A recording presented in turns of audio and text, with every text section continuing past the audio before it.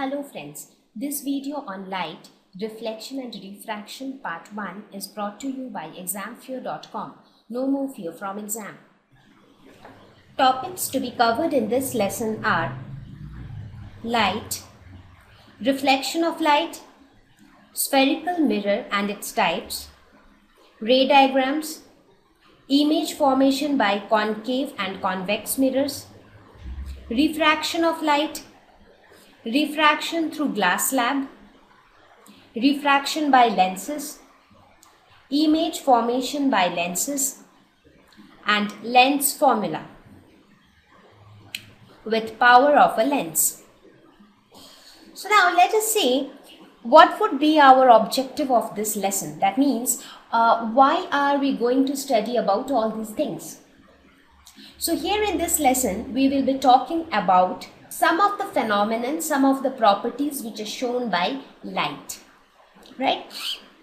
Now, why are we studying that? Have you ever observed that when you are inside a room where there is no light, for example, you are inside a dark room, the moment you switch on the light, you are able to see every object which are present inside the room, right? So that's the beauty of light.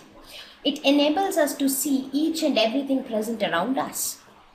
We talk of light, when we talk of light, we talk of several phenomena related to light. For example, a reflection of light, refraction of light. I mean, what are they? We are going to study in our next slides. But here I am talking about some of the things which we see around us and which are based on these properties of light. For example, a mirror which we use at home daily.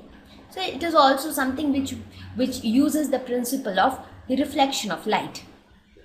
The spectacles which you wear, or maybe the rear view mirror in your car, while you would have seen that just on the right hand side of the driver's seat you have the rear view mirror so that you can see the traffic which is coming behind.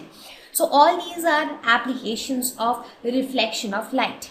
Not only that, you have these optical instruments like telescope, camera lenses, as well as microscopes. These are all based on the properties of light.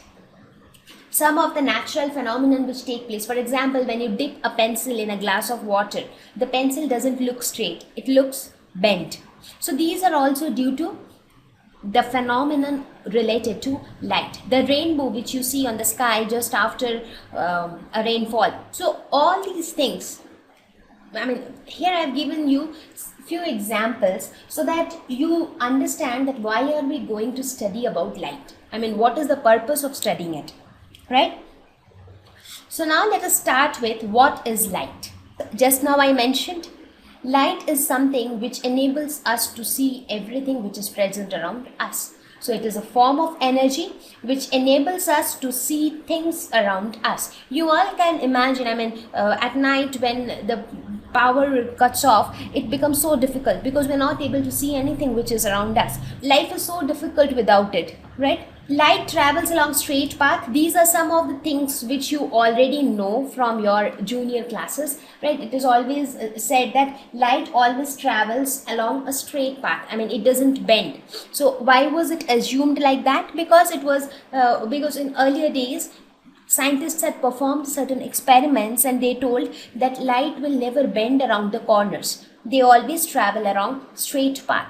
Speed of light is measurable and it is supposed to be a constant value, which is 3 into 10 to the power 8 meters per second. So this much is the speed of light, and it is generally denoted by a small c. So that is the convention which has been used since years. So this was something about light. So now let us talk about light rays and light beam, because that is what we will be using on and off in this entire lesson. So what is a ray of light? When I say, you will see that as we go ahead with the lesson, everywhere I'll be saying a ray is falling here, rays are falling there. So what is a ray of light? Straight line path of light. As I mentioned, that since light travels along a straight line, so just to denote the direction in which light is falling, it is generally denoted by rays. So this straight line path of light is termed as ray of light. And what is beam of light?